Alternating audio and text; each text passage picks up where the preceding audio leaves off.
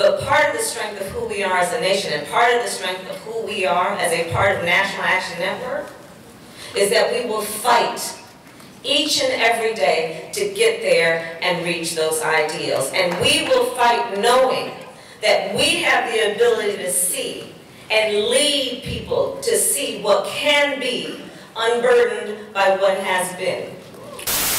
But in the area of reparations for descendants of Africans enslaved, Congresswoman Sheila Jackson Lee has proposed a bill to form a commission to study how to do reparations. If you elected president, would you sign that bill if it came across your desk? When I am elected president, I will sign it. Senator Kamala Harris, thank you. Where do you stand on some form of reparations for black people? Did you see Mayor de Blasio saying the marijuana economy could be a form of reparations? Marianne Williamson says black people should get $100 billion in slavery reparations. Like, where do you stand on it? Well, look, I think that we have got to address that. Again, it's back to the inequities. Look, America has a history of 200 years of slavery. Mm-hmm.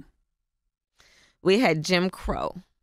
We had legal segregation in America for a very long time. The Voting Rights Act was only strong for 50 years, and then they wiped it out with this United States Supreme Court in the Shelby decision, to the point that 22 states immediately thereafter put in place laws that one court found were crafted with surgical precision to have black people not be able to vote. So we've got to recognize, back to that earlier point, people aren't starting out on the same base in terms of their ability to succeed. And so we have got to recognize that and give people a lift up. And there are a number of ways to do it. Part of my initiative, again, around the LIFT Act is that same point, lifting people up who are making less than $100,000 a year. What I want to do about rent is the same thing. What we need to do around education and understanding disparities, what we need to do around HBCUs. But we have a history of racism in America. So you are for some type of Yes, I am. reparation? Okay. Yes, I am. You know, if you elected president, would you sign that bill if it came across your desk? When I am elected president, I will sign that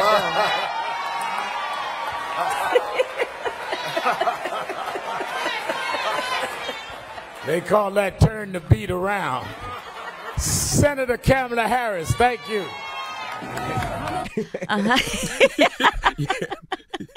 So I'm not going to spend my time trying to educate people about who black people are. People need to be educated about who we are.